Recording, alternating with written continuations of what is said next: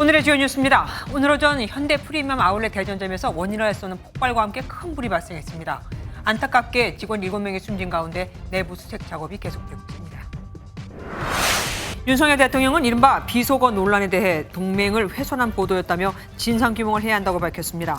국민의힘은 최초 보도한 MBC에 대한 강경 대응을 예고하면서 민주당과 언론의 정원유착 의혹까지 제기했는데 민주당은 박진 외교부 장관의 해임 건의안까지 예고하며 충돌했습니다. 코스피는 3%, 코스닥은 5% 넘게 크게 빠지고 원달러 환율은 하루 만에 20원 넘게 오르며 1,430원까지 뚫리는 등 자산시장이 검은 월요일을 맞이했습니다. 제2의 외환 위기가 엄습할 수 있다는 공포감에 아시아 금융시장도 크게 출렁거렸습니다. 21년 동안 산업은행의 관리를 받아온 대우조선해양이 한화그룹에 매각됩니다. 매각 금액은 2조 원 규모로 지금까지 투입된 공적 자금이 12조 원에 달해 헐값 매각 논란이 나오고 있습니다. 북핵 위협에 대비한 한미해상연합훈련이 5년 만에 동해상에서 시작됐습니다. 나흘 동안 이어지는 이번 훈련에는 미국의 핵 추진 항공모함 로널드 레이건함을 비롯해 한미 양국의 함정 20척이 투입됩니다. 걸그룹 블랙핑크가 K-팝 걸그룹 가운데 최초로 미국 빌보드 앨범 차트인 빌보드 200 정상에 올랐습니다. 데뷔 6년 만에 걸그룹의 새 역사를 쓴 블랙핑크는 팬들이 만들어준 영광의 순간이라고 소감을 밝혔습니다.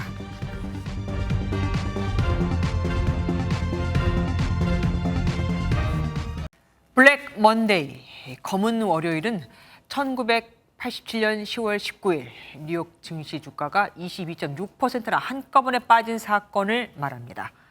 지난 150년간 미국 주식시장은 58년을 주기로 큰 폭으로 하락했는데 공교롭게도 모두 다 월요일이었죠. 오늘 우리 금융시장이 딱 그랬습니다. 코스피와 코스닥이 연저점을 갈아치우고 원달러 환율은 하루 새에 20원 넘게 치솟았죠. 더 공포스러운 건 앞으로 얼마나 더 추락할지 바닥이 어디인지 알 수 없다는 겁니다. 이 경제 소식은 잠시 뒤에 전해드리고요. 우선 오늘 여러 명의 사상자를 낸 대전 유성구 현대 프리미엄 아울렛 화재 소식으로 시작하겠습니다. 8명이 발견됐는데 7명이 숨졌고 1명도 위독한 상태라고 합니다. 먼저 정치훈 기자가 보도합니다. 오전 7시 45분쯤 출근길 도로 오른쪽 아울렛 건물에서 연기가 피어오릅니다. 불과 1분도 채 되지 않아 건물이 가려질 정도로 검은 연기가 무섭게 뿜어져 나오고 1톤 트럭도 다급하게 대피합니다. 이어 5분쯤 소방차가 연이어 현장에 도착합니다. 비슷한 시각 찍힌 영상에는 이미 검은 연기가 하늘을 뒤덮은 상황. 지하 주차장에서도 쉴 새 없이 연기가 올라옵니다. 제가 출근길이었는데요. 사람들이 긴급하게 좀 대피를 하고 검은 연기가 엄청 났던 것 같습니다. 그래서 큰 불이 났구나 하는 것을 직감을 했습니다. 인접 소방서가 모두 출동하는 대응 2단계를 내린 소방당국은 대원 357명과 장비 49대를 투입해 7시간 만에 불을 껐습니다. 폭발이나 전기차가 화재 원인으로 추정됐지만 소방은 조사를 해야 한다는 입장입니다. 화재 연기가 너무 심해서 바로 저희가 대응 단계를 걸고 그래서 저희가 추정으로다가 아까 아마 그렇게 생각을 했던 것 같습니다. 그 정확한 원인도 저희가 끝나는 대로 화재 조사팀에서 아울렛 문을 열기 전이라 내부에 손님은 없었지만 근무하던 직원들의 인명피해가 컸습니다. 8명을 찾아 병원으로 옮겼지만 7명이 숨졌습니다. 나머지 1명도 의식이 돌아오지 않고 있어 피해는 더 커질 수 있습니다. MBN 뉴스 정춘우입니다. 지하 1층에서 시작된 불로 건물 안은 순식간에 검은 연기로 가득 찼습니다.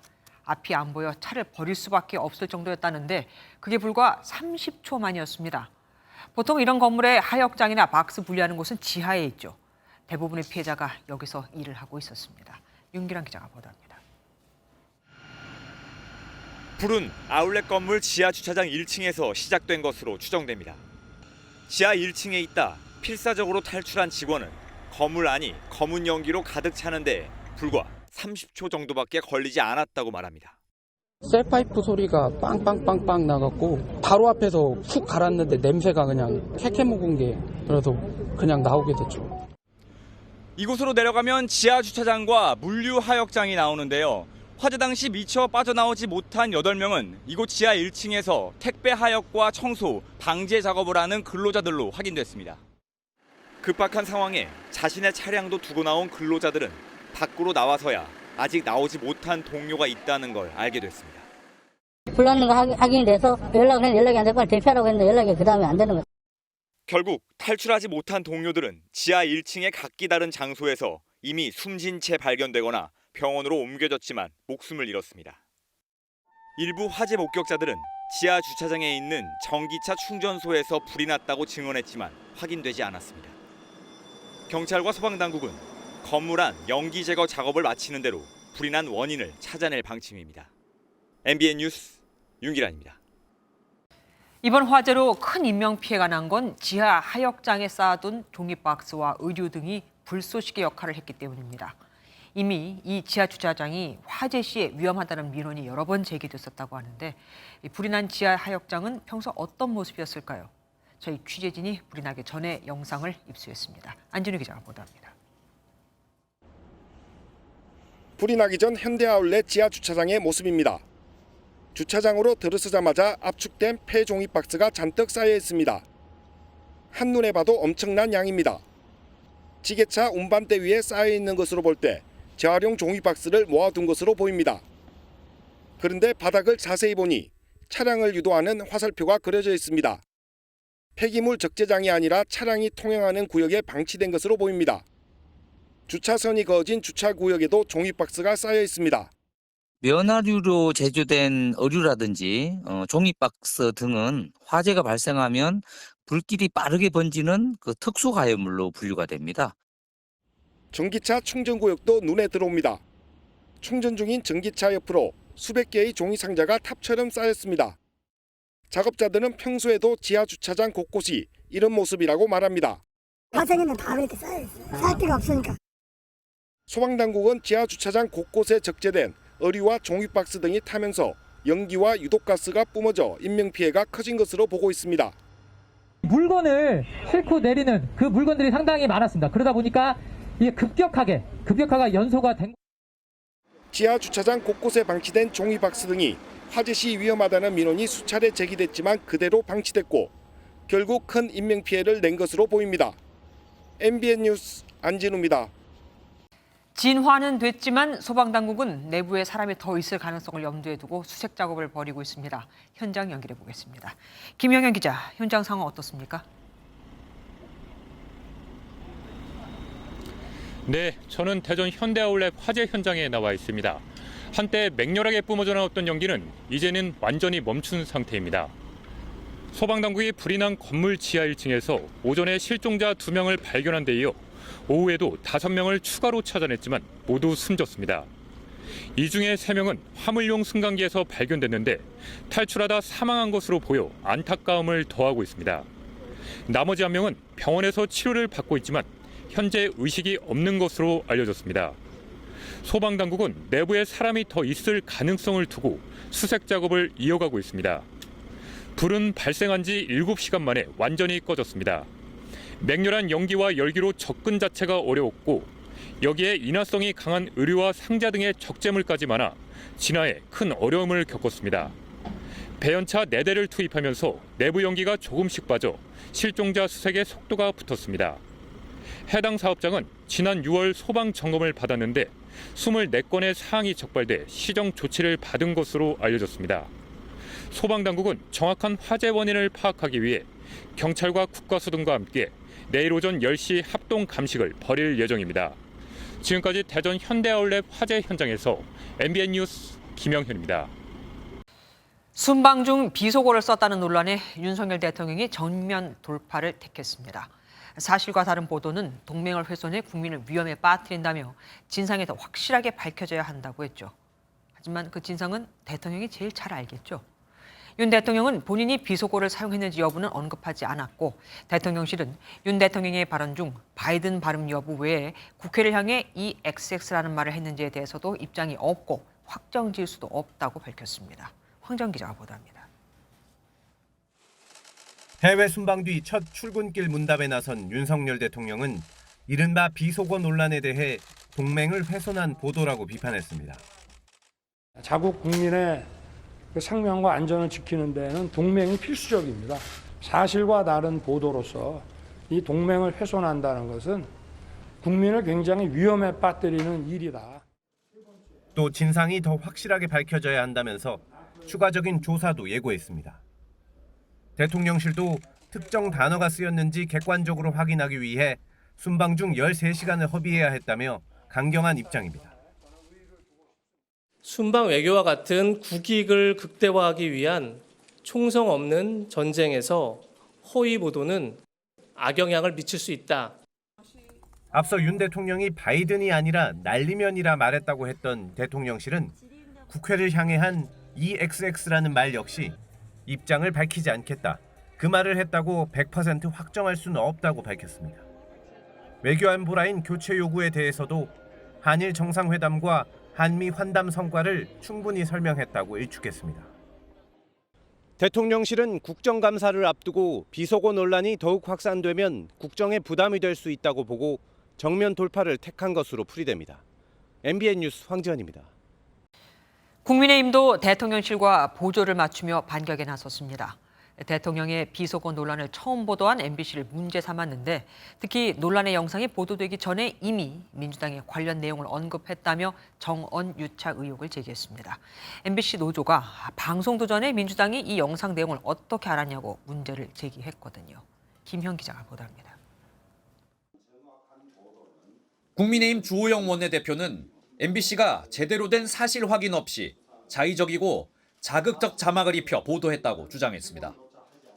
그러면서 언론사 항의 방문과 함께 경위 해명을 요구하는 등 강경 대응 방침을 밝혔습니다. MBC 문화방송의 행태가 정말 해도 너무합니다. 그런데 이번 순방 보도에서 최초로 대통령의 비속어 프레임을 씌운 MBC는 사실관계 확인이라는 기본조차 하지 않은 것으로 판단됩니다. 국민의힘은 MBC 박성재 사장의 사퇴 요구와 함께 형사고발, 방송통신위원회 제소 등 사실상 전면전을 예고하면서 민주당과 MBC의 정언 유착 의혹을 제기했습니다. 박홍근 원내대표가 타임머신이라도 탄 것이 아니라면 올리지도 않은 영상, 게다가 잘 들리지도 않는 영상의 내용을 어떻게 미리 알 수 있었겠습니까? 이는 MBC가 민주당과 한몸으로 유착되어 여론조작을 펼치고 있는 정언 유착의 확실한 증거입니다. 국민의힘 권성동 의원 역시 이번 사태를 대국민 보이스피싱으로 표현하며 MBC가 미끼를 만들고 민주당이 낚시를 한 정언 유착이라는 말도 아까운 정언 공범이라고 비판했습니다. MBC 측은 해당 영상은 보도 전 이미 온라인에 퍼져 있었다는 설명과 함께 일부 언론과 정치권의 좌표찍기 언론 탄압에 강한 유감을 표한다고 했습니다. MBN 뉴스 김현입니다. 민주당은 말 한마디로 천냥빚도 갚는다는데 거짓말로 불신의 빚을 안겼다고 사과 없이 겁박만 했다며 순방 책임자인 외교 안보라인의 경질을 촉구했습니다. 대통령이 결단하지 않으면 내일 박진 외교부 장관의 해임 건의안을 제출하겠다고도 예고했는데 재적 의원 과반수가 찬성하면 되기 때문에 민주당 단독으로도 처리가 가능합니다. 유호정 기자가 보도합니다. 더불어민주당은 윤석열 대통령의 순방 도중 벌어진 비속어 논란을 외교 참사로 규정하고 공세 수위를 높였습니다. 전 세계적인 경제 위기 그리고 대한민국의 민생 위기 위에 이제는 외교 참사까지 우리 국민들의 삶을 옥죄하고 있습니다. 외교는 곧 국민의 삶의 문제입니다. 윤 대통령이 사실과 다른 보도라고 한 데 대해선 거짓말 대통령이 되지 않으려면 진실을 말하라고 압박했습니다.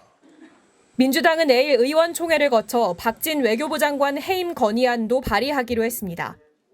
박 장관을 즉각 해임하고 김성한 국가안보실장과 김태효 안보실 1차장, 김은혜 홍보수석 등을 전면 교체해야 한다고 강조했습니다. 윤석열 대통령이 만약 오늘까지도 결단을 내리지 않는다면 민주당은 무너진 국민 신뢰를 회복하고 대한민국 외교 정책을 바로잡기 위해 내일 외교부 장관 해임 건의안을 발의하겠습니다.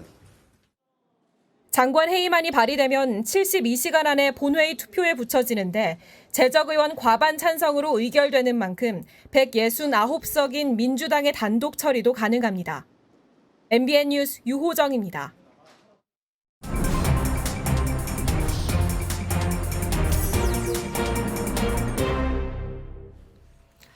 오늘 있었던 정치권 뒷이야기 들어보는 정치톡톡 시간입니다. 노태훈 기자와 함께합니다. 어서 오십시오. 박진 외교장관에 대한 해임이 국회에서 추진된다는데 이 국무위원에 대한 해임 건의안이 실제로 통과된 사례가 있습니까? 네, 가장 최근은 지난 2016년 박근혜 정부 때입니다. 예. 당시 김재수 농림축산식품부 장관에 대한 해임 건의안 표결이 이루어졌고 네. 제적 과반인 151표를 넘긴 160표로 통과됐습니다. 총 득표수 170표 중 가 160표, 부 7표, 무효 3표로서 국무위원 농림축산식품부 장관 김재수 해임 건의안은 가결되었음을 선포합니다. 네, 더불어민주당과 정의당이 공동 제출한 해임 건의안이 청와대와 네. 여당인 새누리당의 반발에도 국민의당의 가세로 통과된 건데요. 예. 이때가 헌정사상 6번째였습니다. 네. 또 거슬러 올라가면 2003년 노무현 정부 당시 김두관 행정자치부 장관에 대한 해임안이 통과된 사례가 있습니다. 그럼 아까 잠깐 나왔던 그 김재수 장관에 대한 해임 건의안 이거 어떻게 됐습니까? 네, 당시 박근혜 전 대통령은 통과된 해임 건의안을 거부했습니다. 인사청문회 과정에서 제기된 의혹은 모두 해소됐고 임명된 지 한 달도 채 안 된 장관을 직무 능력과 무관하게 해임 건의했다는 이유에서인데요. 들어보시죠. 우리 정치는 시계가 멈춰선 듯하고 또 민생의 문제보다는 정쟁으로 한 발짝도 못 나가고 있는 실정입니다. 네, 사실 해임 건의안의 구속력은 없습니다.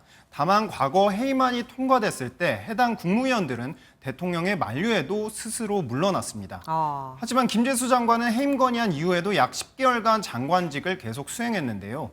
박 전 대통령의 거부는 1987년 개헌 이후 국회를 통과한 해임 건의안을 수용하지 않은 첫 사례가 됐습니다. 그러면 박진 외교부 장관에 대한 해임 건의안은 어떻게 될까요? 네, 거대 야당인 민주당이 추진하면 막을 방법은 사실상 없습니다. 현재 민주당은 압도적인 찬성으로 해임안 발의를 추진할 가능성이 크죠. 네. 안건이 제출되고 민주당 소속 169명의 의원들의 대다수가 찬성, 즉 제적 인원의 과반인 151명 이상이 찬성할 수 있기 때문에 본회의 표결 통과 가능성도 큽니다. 네. 다만 박 전 대통령의 거부 사례처럼 윤 대통령이 거부할 수 있기 때문에 그렇게 되면 박진 장관은 계속 직을 수행할 수도 있겠습니다. 결국은 통과되면 대통령 손에 달린 게 되네요. 국민의힘 가보죠. 혁신위원회가 기초자격평가를 국회의원 후보까지 확대하는 안을 확정했습니다. 네, 그렇습니다. 최재형 국민의힘 혁신위원장은 공직 후보자 기초자격평가를 광역단체장과 국회의원 후보자까지 확대안을 의결했다고 밝혔습니다. 국회의원, 광역기초단체장, 광역기초위원 전원에 대해서 자격심사를 하는 것으로 실시하기로 했습니다. 기초자격평가 시행을 전담하는 별도의 기구를 설치해서 네, 자격평가는 이준석 전 대표가 도입했지 않습니까? 그렇죠. 지난 6일 지방선거 후보자에 대해 처음으로 시행했었는데요. 최 위원장은 당원 당규에 이번 혁신안이 반영될 수 있도록 끝까지 노력하겠다 이런 의지를 내비쳤습니다. 그러니까 지금 말씀하신 대로 자격평가도 이준석 전 대표가 띄웠고 그리고 혁신위도 이준석 전 대표가 띄운 거 아니겠습니까? 그러면 여기에 대해서 반발도 만만치 않겠어요. 네, 그렇습니다. 최 위원장은 이를 의식한 듯 시험에 의해 공천 후보자를 정하는 게 아니라 최소한의 자질을 검증하는 것이다. 이렇게 강조했습니다. 네. 특정 점수만 넘으면 공천에 지원할 수 있게 되는 건데 그 점수가 몇 점이 될지는 별도 기구에서 논의를 할 예정입니다. 또 성범죄, 가령 스토킹이나 음란물 유포, 그리고 음주운전 등 파렴치 범죄에 대해서는 집행유예 이상의 판결이 아니라 벌금형만 있더라도 공천에서 배제되도록 하는 안도 발표했습니다. 요즘 여론을 생각하면 어쩔 수 없을 것도 같습니다. 정치톡톡 노태훈 기자와 함께했습니다. 고맙습니다. 주식시장은 오늘도 크게 휘청했습니다. 코스피가 3% 넘게 급락하면서 2년 2개월 만에 가장 낮은 2220까지 내려갔고 코스닥 지수는 더 심해서 5.07%, 37포인트 가까이 폭락하면서 700선마저 붕괴됐습니다. 그야말로 블랙 먼데이였는데 원달러 환율 역시 오늘만 22원이 뛰면서 1,431원으로 13년 만에 가장 높은 수준까지 치솟았습니다. 여기저기서 악소리가 들려왔죠. 안병욱 기자가 취재했습니다. 연일 이어지는 증시 폭락과 환율 급등의 가장 큰 이유는 강달러 현상입니다. 달러 초강세로 외국인이 국내 주식시장에서 연일 매도에 나서는 등 투자 심리가 크게 위축된 겁니다. 전 세계적인 달러 선호 심리는 미국발 고강도 긴축 정책, 우크라이나 사태 장기화, 유럽의 에너지 위기 등으로 더욱 강해지고 있습니다. 이런 현상이 글로벌 경기 침체를 심화시킬 경우 코스피가 이번 하락 국면에서 2,000 아래로까지 내려갈 수 있다는 분석도 제기됩니다. 기업 이익이 주는 거를 반영하면 2,000선을 깰 수도 있는 10% 이상 빠지면 이제 2,000선도 이제 좀 위험하다 이렇게. 실제 블룸버그 통신은 중국 위안화와 일본 엔화의 급락이 제2의 아시아 외환위기를 불러일으킬 수 있다고 보도하기도 했습니다. 더 큰 문제는 강달러 현상이 자산시장을 넘어 실물 경제까지 악화시키고 있다는 점. 고환율이 수입 물가를 끌어올려 무역 수지를 악화시키며 지난 9월 41억 달러의 무역 적자를 기록하는 등 적자 폭이 확대되고 있습니다. 정부는 10대 기업 대표들과 만난 자리에서 적극적인 투자를 주문했습니다. 고물가와 경기 침체 극복을 위해서는 적극적인 투자가 또한 근본적인 해법입니다. 하지만 OECD가 내년 세계 성장률을 2.8%에서 2.2%로 크게 낮추는 등 비관적 전망이 확산하고 있어 경기 침체 공포는 커질 전망입니다. MBN 뉴스 안병입니다. 배추값 때문에 김치값이 금값이 됐다는 이야기는 자주 전해드렸죠. 배추는 비싸고 포장김치는 품절 상태. 밭 한 군데를 더 확보했다가 기업의 보도자료가 될 만큼 배추 문제는 지금 심각합니다. 다음 달 중순 이후엔 김장이 시작되죠. 결국 올해 김장 비용은 오를 수밖에 없습니다. 유승호 기자가 현장에 다녀왔습니다. 서울의 한 대형마트. 상품 가치가 떨어지는 이른바 못난이 배추로 매대가 채워졌지만 가격은 여전히 평년 가격을 웃돕니다. 배추뿐 아니라 포장김치 역시 입고 수량이 평상시의 절반에 불과해 한창 영업이 이어지는 와중에 품절됐습니다. 며칠 전에 왔었는데요. 그때는 2만 원 냈었거든요. 자기 어떻게 이거 벌어먹고 사나. 김치 업체들은 당분간 온라인 판매를 멈췄습니다. 원재료 자체가 부족하다 보니까 주문이 폭주하거나 이렇게 하면 저희가 물건을 댈 수가 없어요. 본격적인 김장철에 대비해 대형마트들의 배추 물량 확보에 경보가 울렸습니다. 배추 공급업체와 출하 면적을 늘리고 중고랭지 배추를 사기 위한 추가 계약도 맺었습니다. 예년보다 높은 가격에 김장 배추 계약을 체결한 농가도 늘고 있습니다. 우리 마을은 추석 무렵에 다 마쳤어요. 추석 무렵에 조금 더 가격이 더 셌었죠. 지난해하고 비교하면 많은 차이 났죠. 정부는 김장용 배추가 본격적으로 출하되는 10월 중순부터 배추 가격이 안정을 되찾을 것으로 낙관론을 펴고 있지만 김장 비용은 예년보다 훌쩍 뛸 전망입니다. MBN 뉴스 유승호입니다. 성남FC 후원금 의혹과 관련해 경찰은 당초 두산건설만 압수수색을 했었습니다. 네이버 등 10여 곳은 혐의가 없다고 본 거죠. 그런데 검찰이 이들에 대해 동시 압수수색에 나섰습니다. 이들이 성남FC, 그러니까 당시 이재명 성남시장 측을 후원하는 데 대가가 있었다고 의심하고 있는 겁니다. 이지호 기자가 보도합니다. 검찰이 네이버와 분당 차병원 등 10여 곳에 대한 동시 압수수색을 벌였습니다. 지난 20일 두산그룹 본사에 대한 압수수색이 진행된 지 엿새 만에 이뤄진 추가 강제 수사입니다. 네이버와 차병원은 앞서 경찰이 혐의가 없다고 봤는데 이번엔 포함됐습니다. 네이버는 더불어민주당 이재명 대표가 성남시장 시절 40억 원에 가까운 후원금을 내고 제245 건축 허가 등 특혜를 받았다는 의혹을 받아왔습니다. 차병원 역시 부지 용도 변경 등을 위해 30억여 원의 후원금을 내고 인허가 편의를 받았다는 의혹입니다. 이재명 대표는 성남시장 시절 관내 기업들의 각종 인허가와 토지 용도 변경 등의 편의를 제공하고 160억 원 정도의 성남FC 후원금을 받았다는 의혹을 받고 있습니다. 경찰과 검찰은 그중 42억 원의 후원금이 오고 간 두산건설을 대상으로 집중 수사를 벌였습니다. 그러나 검찰은 두산건설 외에 경찰이 문제가 없다고 판단한 네이버와 차병원 등에 대해서도 강제 수사에 돌입해 수사를 확대했습니다. 검찰의 이번 수사와 관련해 더불어민주당 김의겸 대변인은 욕설 외교, 굴욕 외교로 쏠린 국민 관심을 야당 수사로 돌리고자 하는 윤석열 대통령, 한동훈 법무부 장관의 저급한 국면 전환 전략이라고 비판했습니다. MBN 뉴스 이조입니다. 혼자 사는 옆집 여성의 소리를 엿듣고 녹음해 스토킹 혐의 등으로 구속영장이 청구된 40대 이웃집 남성에 대한 영장 심사가 열렸습니다. 고소할 때만 해보라던 이 남성, 피해 여성이, 그러니까 자신이 아닙니다. 이 피해 여성을 말하는 겁니다. 그 여성이 이사를 갈 수 있다며 구속이 불필요하다고 주장한 것으로 전해졌습니다. 표선우 기자가 보도합니다. 헤드폰을 쓴 남성이 문에 휴대전화를 갖다 댑니다. 얼마 지나지 않아 또 찾아온 남성. 한참 동안 같은 행동을 반복합니다. CCTV에 찍힌 사람은 바로 옆집에 사는 이웃 남성 A씨였습니다. A씨는 여성이 퇴근한 뒤 새벽 시간대를 노려 집안 소리를 엿듣고 녹음했습니다. 하루 동안 찾아온 횟수만 5번에 달합니다. 여성이 항의하자 돌아온 답변은 충격적이었습니다. 옆집에 살고 있는 저를 생각하거나 상상을 하면 흥분이 되고 그래서 저희 집을 도청을 했다라고.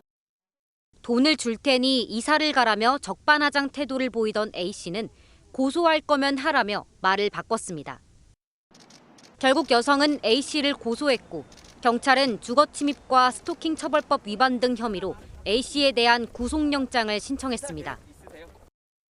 피해자분에게 하실 말씀 혹시 있을까요? 처음에 피해자분한테 이사 가라고 말하신 게 맞나요? 경찰이 스마트워치를 지급하고 가해자에게 접근 금지 명령을 내렸지만 구속이 되지 않으면 옆집에 사는 피해자에겐 별 소용이 없습니다. 지금 이 순간에도 제가 보복을 당하면 어떡하나, 이 사람이 저를 찾아오면 어떡하나. 가해자 측은 영장 실질 심사에서 피해자가 이사를 갈 수 있다며 구속이 불필요하다는 주장을 펼친 것으로 전해집니다. MBN 뉴스 표선우입니다. 방금 속보가 들어왔습니다. 혼자 사는 옆집 여성의 소리를 엿듣고 녹음한 이 남성에 대해서 구속영장이 발부가 됐습니다. 아무래도 도주 우려가 있다는 이유 때문인 것 같습니다. 나중에 자세히 전해드리도록 하겠습니다. 외국인 마약 사범의 주류가 미국, 중국인에서 태국과 베트남인으로 바뀌고 있다는 소식 지난주 전해드렸는데 노래방과 클럽에서 이른바 환각 파티를 벌인 베트남인이 또 무더기로 붙잡혔습니다. 외국인 전용 업소가 마약 유통에 온상이 되고 있습니다. 박상호 기자가 취재했습니다. 경찰이 소방의 도움을 받아 노래방 뒷문을 강제로 열고 들어갑니다. 방마다 마약에 취한 베트남인이 숨어 있습니다. 나와. 외국인 전용 노래방에서 이른바 환각 파티를 벌인 베트남인 33명이 현장에서 붙잡혔습니다. 마약류 관련에 관한 법률 위반으로 현행범 체포합니다. 이들에게 마약을 공급한 베트남인의 담뱃갑에는 신종 마약이 들어있었습니다. 지난 17일 부산의 한 클럽에서도 환각 파티를 벌인 베트남인 39명이 무더기로 적발됐습니다. 베트남인 주범 5명은 인터넷으로 산 마약을 술과 함께 팔았는데 외국인 전용 업소를 빌려 범행 장소로 활용했습니다. SNS를 이용하여 마약 파티 참가자를 모집하고 1차로 식사를 한 뒤 2차로 노래방이나 클럽으로 옮겨갔습니다. 상당수가 불법 체류자 신분의 노동자나 유학생이었습니다. 불법 체류는 실제로 이분들의 주소지를 저희가 파악을 하기가 쉽지가 않기 때문에 그리고 더 음성적일 수밖에 없고 적발하는 데는 어려움이 있을 것 같습니다. 경찰은 적발된 베트남인 72명 가운데 주요 판매책 5명을 구속했습니다. 또 이들에게 장소를 제공한 한국인 업주 2명도 함께 입건해 조사하고 있습니다. MBN 뉴스 박상호입니다. 수도권 최대 골프장인 스카이 72를 둘러싸고 인천국제공항공사와 골프장 운영사 간의 법적 분쟁이 수년째 이어지고 있습니다. 원래 인천공항의 활주로가 완공되는 날까지만 골프장 영업을 하기로 했는데 완공이 늦어진 게 화근이 됐죠. 골프장 측은 아직 활주로 건설이 완공 안 됐는데 왜 나가라고 하느냐 이건데 여기에 새로 운영권을 따는 그룹이 전 정권 인사와 연결돼 있다는 의혹, 또 골프장으로 들어오는 전기와 수도를 차단했다며 운영사 측이 인천공사 차장 등을 고소한 사건을 인천지검이 재수사하면서 잡음까지 끊이질 않고 있습니다. 1, 2심은 모두 공사가 이겼습니다. 하지만 대법원이 사건을 조기에 종결짓지 않으면서 이 사건은 이제 대법원의 정식 심리로 넘어가게 됐습니다. 법원 사정으로 분쟁이 장기화되게 생긴 겁니다. 정태훈 기자가 보도합니다. 사건의 발단은 스카이72와 인천국제공항공사가 2002년 맺었던 영업계약으로 거슬러 올라갑니다. 당시 인천공항 5활주로를 건설하는 2020년 12월 31일부로 공사의 골프장 부지를 넘겨주기로 했는데 문제는 해당 활주로의 착공이 늦어진 겁니다. 명시된 날짜를 기준으로 영업권을 주장하는 공사 측과 활주로 건설 시점을 기준으로 하는 스카이72 측이 맞섰고 공사는 그 사이 새로 운영할 회사까지 선정했습니다. 결국 공사는 업체를 상대로 부동산을 인도하라는 소송을 제기했고 1, 2심에서 모두 승소하면서 사건은 공사의 승리로 마무리되나 싶었습니다. 하지만 대법원이 법적으로 심리를 하지 않고 상고심을 기각할 수 있는 기한인 지난 24일까지 처리를 하지 않으면서 결국 대법원의 정식 심리를 거치게 됐습니다. 업체 측은 대법원의 정당한 판결을 기대한다고 말했습니다. 스카이72는 앞선 재판 결과에 대해서도 가집행정지 결정을 얻어내 운영을 이어가고 있는 가운데 영업권 갈등은 장기화가 불가피해졌습니다. MBN 뉴스 정태웅입니다. 수백 채의 집을 갖고 있으면서 전세 보증금을 돌려주지 않고 집주인이 잠적한 사건이 또 벌어졌습니다. 피해자가 수백 명에 달할 것으로 보입니다. 김태영 기자가 단독 취재했습니다. 2년 전 서울 은평구의 한 빌라에 전세로 들어간 A씨. 얼마 지나지 않아 등기를 보니 임대인이 김모 씨라는 사람이 소유한 한 법인으로 바뀌어 있었습니다. 개인이 아니고 법인으로 바뀌었는데 그래서 불안해가지고 혹시나 해서 부동산 쪽에서 전화를 해봤더니 부동산에서는 뭐 괜찮다라는 식의만. 하지만 며칠 뒤 부동산에서 집주인이 수감돼 보증금을 돌려받지 못할 수 있다는 우편물이 날아왔고 김 씨와의 연락도 잘 되지 않았습니다. 우여곡절 끝에 연락이 닿긴 했지만 김 씨는 해결하겠다는 말만 반복할 뿐 결국 전세보증금을 돌려주진 않았습니다. 다행히 A씨는 전세보증보험을 들어놔 큰 피해는 면했지만 피해자는 A씨뿐만이 아니었습니다. 취재진이 확인한 유사 피해자가 40명이 넘었는데 임대인은 모두 김 씨였습니다. 피해자들의 거주지도 다양했습니다. 이곳 서울 은평구 이외에도 강서구, 경기 파주, 인천 등에서도 전세금을 돌려받지 못했다는 주장이 나왔고 경찰에 고소장까지 접수됐습니다. 김 씨가 소유한 주택이 수백 채에 달하는 것으로 전해져 실제 피해 규모는 더 늘 것으로 보입니다. 김 씨는 MBN 취재진과의 통화에서 곧 임차인에게 보증금을 돌려줄 예정이라는 입장을 밝혔습니다. 서울경찰청 금융범죄수사대는 3건의 고소장을 접수받고 김 씨에 대한 수사에 착수했습니다. MBN 뉴스 김태형입니다.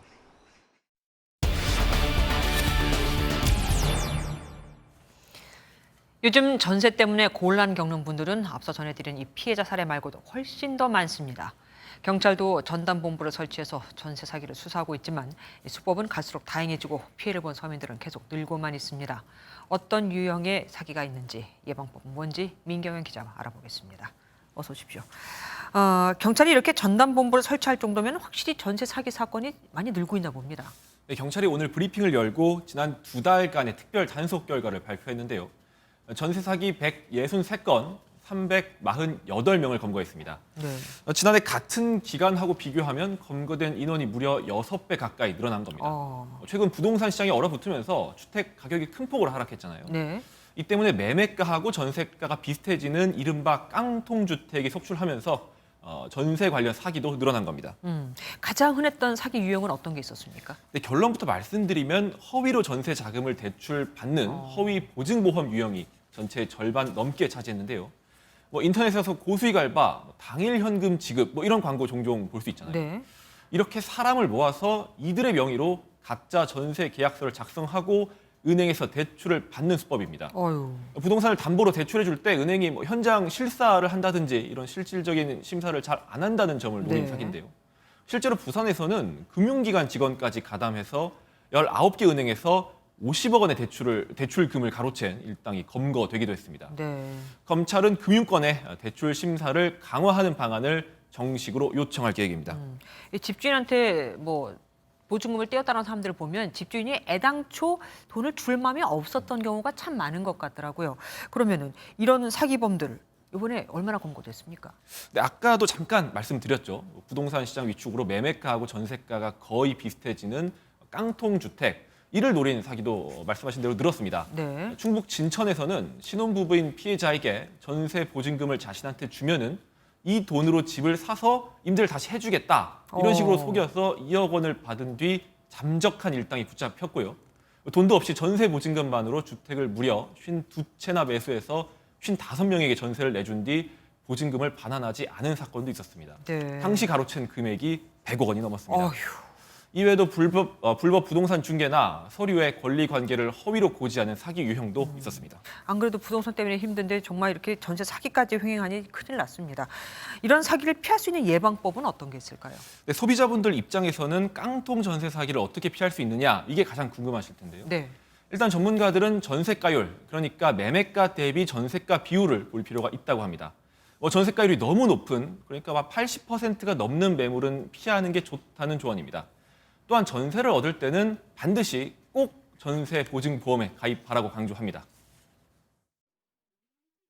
임대보증보험을 가입하고 이것이 여의치 않다면 전세보다는 월세를 택하는 편이 특히 전세 사기는 일반적인 대도시 아파트보다는 빌라나 다세대 주택 같은 표준화가 좀 덜 된 부동산에서 많이 발생하는 만큼 이런 곳에서 전세를 구할 땐 특약 등 계약 조건을 더더욱 꼼꼼히 따져야 합니다. 임대보증보험이 그렇게 중요한 거군요. 여기 들지 않을 거면 차라리 월세를 가라고 얘기하는 만큼. 알겠습니다. 뉴스 추적 민경현 기자와 함께했습니다. 20년 넘게 주인 없는 회사였던 대우조선해양의 새 주인은 한화그룹이 될 듯합니다. 매각가는 2조 원인데 지금까지 투입된 공적 자금이 12조 원에 달합니다. 헐값 매각 논란이 벌써부터 일고 있습니다. 공적 자금은 국민 세금으로 다 채워준 거니까요. 이현지 기자가 보도합니다. 산업은행이 대우조선해양의 우선 협상자로 한화그룹을 낙점했습니다. 다음 달 17일까지 경쟁 입찰 공고를 낸 뒤 더 유리한 조건을 제시하는 기업이 나타나지 않으면 한화그룹이 최종 인수자로 선정됩니다. 대우조선해양 2조 원의 지분을 한화그룹 계열사들이 유상증자에 참여하는 방식입니다. 최종 인수자로 선정된다면 한화그룹은 대우조선해양 앞으로 2조 원의 유상증자를 통해 대우조선 경영권을 확보할 예정입니다. 거래가 최종 성사되면 한화그룹은 대우조선해양 지분 49.3%를 보유한 최대 주주가 돼 경영권을 획득하게 됩니다. 한화그룹의 대우조선해양 인수 추진은 이번이 처음이 아닙니다. 지난 2009년 6조 3,200억 원의 인수를 추진했지만 서브프라임 사태 등으로 추가 자금 확보에 난항을 겪다 계약이 무산됐습니다. 헐값 매각 논란이 일자 사는 측은 경영 효율화를 책임질 민간 주주를 찾는 게 국민 손실을 최소화하는 방안이라고 반박했습니다. 하지만 대우조선해양 노조 측은 밀실 특혜 매각이라며 반발하고 있어 최종 인수까지는 진통이 적지 않을 전망입니다. MBN 뉴스 이현지입니다. 일부 건설사들이 LH나 지자체 도시공사가 조성한 택지를 유령 계열사를 동원해 수주한 정황이 대거 포착됐습니다. 이른바 벌떼 입찰이라고 불리는데 유령 회사 이름으로도 대거 입찰에 참여해 입찰 확률을 높이는 거죠. 정부가 수사를 의뢰하고 택지 환수를 추진하기로 했습니다. 배준우 기자가 보도합니다. 올해 1월 입주한 서울 위례신도시의 한 아파트입니다.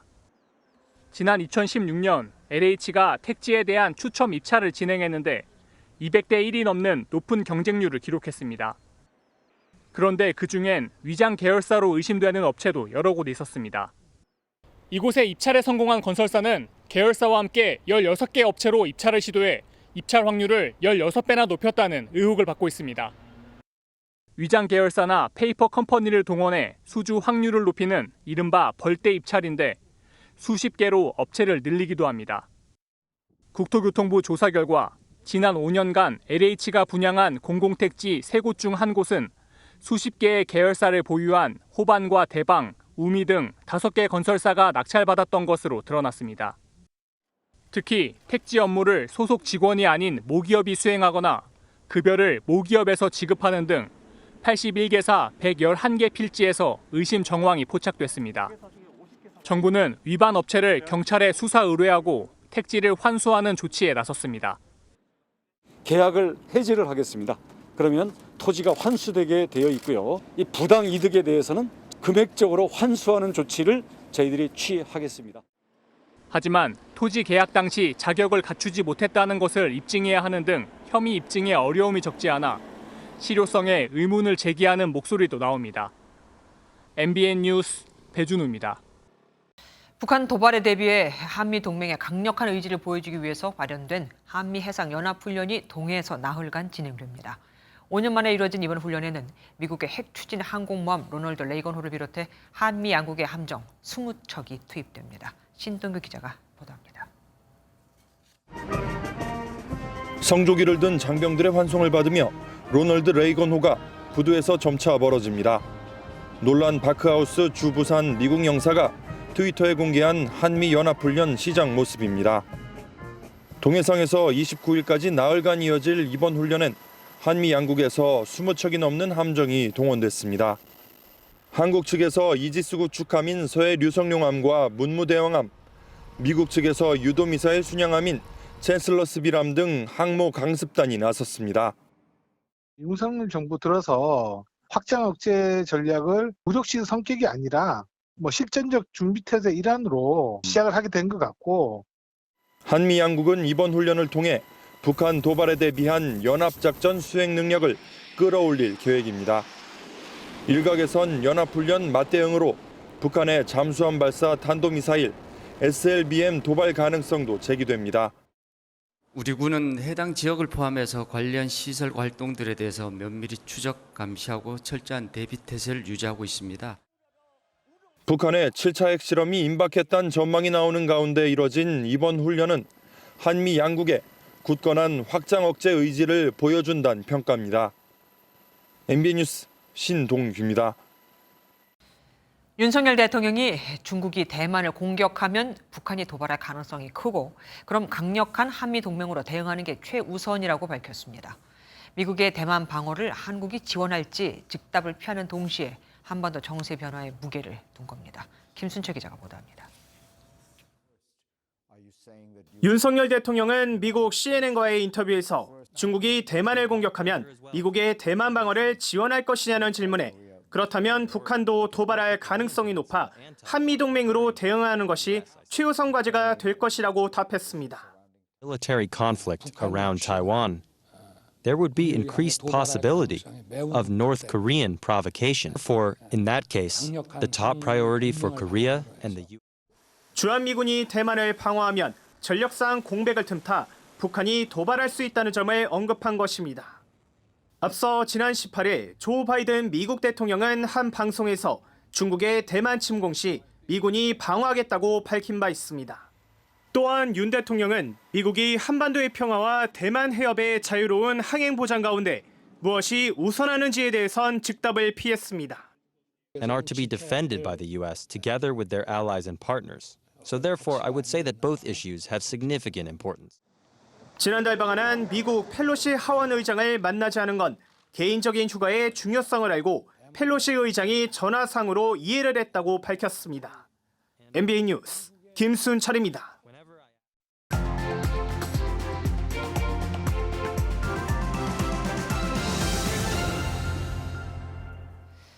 (1982년) 레이건 미국 대통령은 라디오 연설 전 음성 테스트에서 당시 폴란드 인민공화국 군사정부를 불황자물이라고 지칭했는데 장난삼아 한 이 발언이 라디오 기술자들에 의해서 유출됩니다.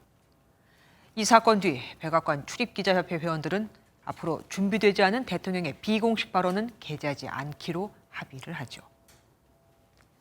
항상 마이크가 켜져 있다고 생각하라. 정치계에서 이 말은 황금률이지만 지키기가 그리 쉽지 않습니다. 우리 정치권이 지금 대통령의 발언으로 시끄럽죠. 여기엔 여러 복합적 원인들이 작용했습니다. 우선 대통령 발언 내용의 정확한 사실관계가 확인도 되기 전에 정치권 일각에서 문제를 제기했고 13시간이 지나서야 대통령 측이 해명을 했으며 일부 국민의힘 의원들은 대통령 발언은 비속어가 아니라 국회의원 이 사람들이라고 한 것이라고 주장해 파문이 더 커졌죠. 확증 편향이란 말처럼 사람은 보고 싶은 것만 보고 듣고 싶은 것만 듣는 경향이 있다고는 하지만 가장 그래서는 안 되는 정치인들이 우리나라에서는 가장 그런 듯 합니다. 환율과 금리, 물가가 폭등하고 북한의 핵미사일 위협은 커져만 가는데 사람은 물에 빠져 허우적대는데 네가 무슨 말을 했는지로 싸우는 게 과연 맞는 걸까요? 무슨 말을 했는지 싸움에서 이기면 물에 빠진 사람이 고맙다고 할까요? 싸움에서 이기고 돌아보니 물에 빠진 사람이 가라앉고 없다면 싸움에서 이긴들 기쁘시겠습니까? 이번 논란에 한마디씩 던지는 의원들에게 묻고 싶습니다. 국민연금 문제는 어떻게 해결해야 할까요? 청년 실업 문제는 또 어떻게 할까요? 낮은 출산율은 어떻게 해결하시겠습니까? 김주아의 그런데 오늘은 무엇이 중한디? 였습니다. 오늘부터 실외에서 마스크를 착용해야 하는 의무가 완전히 사라졌죠. 벽과 지붕이 없는 곳에선 마스크를 안 써도 되는 겁니다. 취재진이 놀이공원과 집회 현장 등 서울 곳곳을 다녀보니 그럼에도 여전히 마스크를 착용하고 있는 사람들이 많았습니다. 야외 마스크 전면 해제 첫날 풍경을 전남주 기자가 담아왔습니다. 시민들이 가을을 만끽하기 위해 놀이공원에 나들이를 나왔습니다. 마스크를 벗은 연인과 쓴 커플이 눈에 들어옵니다. 실외 마스크 해제 첫날의 모습인데 평소와 크게 다르지 않을 정도로 마스크를 착용한 사람들이 많았습니다. 시민들의 반응은 엇갈렸습니다. 저번 달에 한번 이제 다 걸려서 나왔음에도 불구하고 아직까지 다른 사람들의 시선 때문에 마스크를 계속 쓰고 있게 되는 것 같습니다. 땀도 차고 말하는데 불편하기도 해서 숨도 좀 쉬기 편하고 이제 말도 하기 편해서 좋은 것 같습니다. 50인 이상 집회나 공연, 스포츠 경기에서도 마스크를 착용해야 한다는 지침이 해제됐지만 집회에 참석한 사람들은 대부분 마스크를 착용한 상태였습니다. 도심을 오가는 시민들의 모습도 크게 다르지 않았습니다. 방역당국은 감염 위험이 상대적으로 높은 밀집 상황에서는 실외라도 마스크를 적극적으로 착용하라고 권고했습니다. 실내 마스크 착용 의무는 코로나와 계절 독감이 동시에 유행하는 트윈데믹 가능성을 고려해 상당 기간 유지될 것으로 보입니다. 다만 해제될 때는 단계적 해제보다 일시에 해제될 가능성이 높습니다. 실내 마스크를 과감하게 푸는 것은 적절치 않다는 생각. 유행이 임팩트가 크든 아니면 가볍게 가든 간에 어느 정도 안정이 되고 나면 일시에 실내 마스크를 다 같이 벗는 것이 혼선이 없다. 방역당국은 요양병원 대면면의 재개와 입국 후 PCR 검사 폐지 등 추가 방역 완화에 대해선 조만간 결론 내리겠다고 밝혔습니다. MBN 뉴스 전남주입니다. K-팝이 또 새 역사를 썼습니다.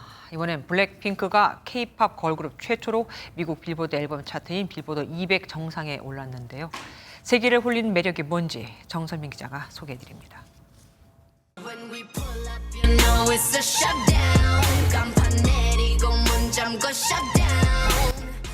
강렬한 힙합 리듬에 친숙한 클래식 선율을 더하고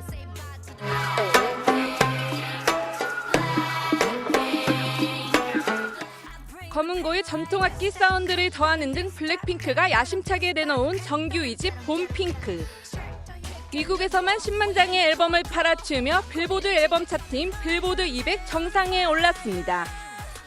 K-팝 걸그룹 가운데 처음으로 앞서 영국 오피셜 차트에서도 1위를 차지 아시아 여성 가수 최초로 양대 차트를 석권했습니다. 블랙핑크는 한층 더 진화한 음악을 들려드리고 싶었다며 팬들에게 감사 인사를 전했습니다. 영어를 많이 쓴 어떤 가사라든지 뭐 완전히 영어로 된 가사라든지 뭐 이런 것들은 당연히 전략적으로 시도될 수밖에. 2016년 화려하게 데뷔한 블랙핑크는 힙합 음악을 기반으로 당당하고 자신감 있는 모습을 선보여 MZ세대의 우상으로 떠올랐습니다.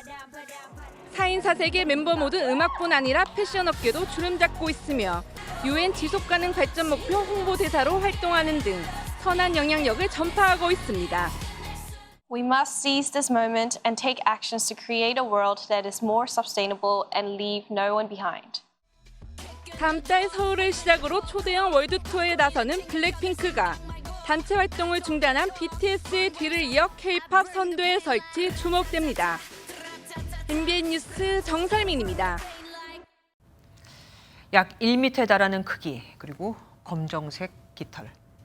민물 가마우지입니다. 원래는 겨울 철새인데 우리나라가 살기 편한지 최근에는 텃새로 변하면서 개체수가 급증하고 있습니다. 문제는 배설물에 요산이 많아 나무가 고사하고 물고기를 너무 많이 먹어서 어민들 생계까지 위협한다는 겁니다. 그런데 보호종이라 잡지도 못합니다. 장진철 기자가 현장 취재했습니다. 강원 원주의 한 저수지 중간에 있는 작은 섬. 가지만 남은 나무에 검은색을 띠는 새무리가 다닥다닥 앉아 있습니다. 민물 가마우지입니다. 가마우지 서식지 중 한 곳인 대전 대청호의 거북섬은 전체가 하얗게 변했습니다. 요산 성분이 많은 배설물 때문에 백화현상이 나타난 건데 나무와 풀은 죽고 토양까지 황폐해집니다. 개체수가 점점 많아지고 있어요. 그래가지고 배설물이나 그런 것들 때문에 지금 섬이 배설물 때문에 환경 피해뿐 아니라 어민들의 생계도 위협하고 있습니다. 가마우지 한 마리가 하루에 최대 7kg의 물고기를 먹는 대식가인데 무리를 지어 살다 보니 어족 자원이 고갈되고 있습니다. 어민이 배를 타고 그물을 걷습니다. 그물에 구멍이 나 있는데 가마우지 짓입니다. 들어가서 한 코 딱 찢어가지고 이걸 딱 끌어 당기니까 찢는다고. 수다리 찢으면은 이런 실밥이 안 생겨. 입에 물고 나오는 게 다 보입니다. 그럼 손바닥만한 큰 것도 뭐 찢은 거 다 잡아먹습니다. 가마우지가 물고기를 먹으러 들어가 그물 안에서 죽은 채 발견되기도 합니다. 가마우지가 천덕꾸러기가 된 이유는 급격히 늘어난 개체수 때문. 겨울철새인 가마우지가 눌러 앉았는데 올해 3만 마리 넘게 서식하고 있습니다.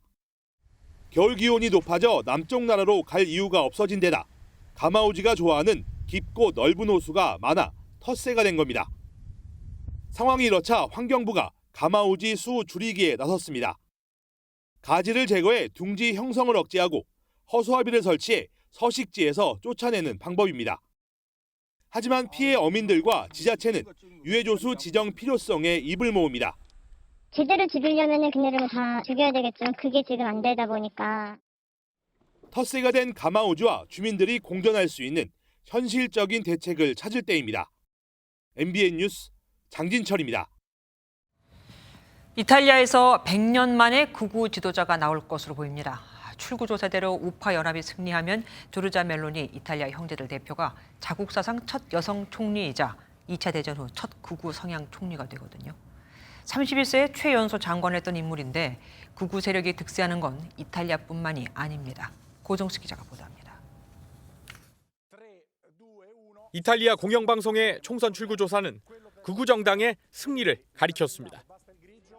극우 성향의 이탈리아 형제들과 동맹, 중도 우파 성향의 전진 이탈리아 등 3개 정당의 우파 연합이 정부 구성의 최소 득표율인 40%를 넘긴 겁니다.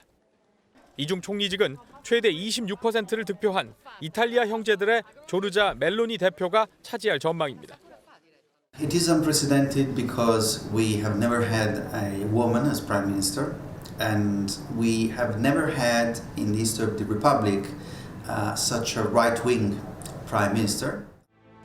멜로니 대표는 유럽에서 가장 위험한 여성 또는 여자 무솔리니라 불리는 대표적인 극우 인사입니다. 출구조사 직후 통합을 강조한 입장을 냈지만 유럽 통합과 이민 정책 반대란 네오파시스트 정당의 전통 정책을 고수해 왔습니다. Questa è sicuramente per tante persone una notte di orgoglio, è sicuramente una notte di riscatto, è sicuramente una notte, diciamo, di lacrime, di abbracci, di sogni, di ricordi. 최근 유럽의 경제난과 맞물려 확산한 반이민 정서가 이탈리아뿐 아니라 유럽 내 극우 정당들의 세력 확장을 불러왔다는 분석입니다. 네오나치의 뿌리를 둔 극우 성향의 스웨덴 민주당이 지난 11일 총선에서 제2당에 올랐고 프랑스도 지난 6월 총선에서 극우 정당이 우파 간판이 됐습니다. MBN 뉴스 고정수입니다. 갈수록 가을색이 짙어지고 있습니다. 그만큼 아침 저녁으로는 꽤 쌀쌀합니다. 내일 서울이 15도, 경기 포천은 10도로 꽤 서늘하게 출발하겠는데요. 낮이 되면 일제히 28도 안팎까지 크게 오르겠습니다. 이렇게 되면 일교차가 15도 안팎으로 매우 크게 벌어지는 겁니다. 옷차림 잘해주셔야겠습니다. 현재 내륙은 맑게 드러나 있습니다. 제주와 남해안에만 약하게 비구름이 지나고 있는데요. 이 비는 내일 새벽이면 모두 그치겠습니다. 그 사이 제주도에 5mm 안팎, 영남 해안을 따라서 5mm 미만이 지나겠습니다. 내일 중부지방은 대체로 맑겠습니다. 내륙을 중심으로는 출근길 안개가 끼는 곳이 많겠고요. 낮 기온은 대전이 27도까지 오르겠습니다. 남부지방은 가끔 구름 많겠습니다. 낮 기온은 오늘보다 5도가량 높아서 광주가 28도, 대구 27도까지 오르겠고요. 동해안 지역의 낮 기온도 대부분 25도 안팎까지 오르겠습니다. 이번 주는 내내 낮 동안 평년을 웃도는 늦더위가 나타나겠고요. 대기도 차츰 건조해지겠습니다. 내주셨습니다.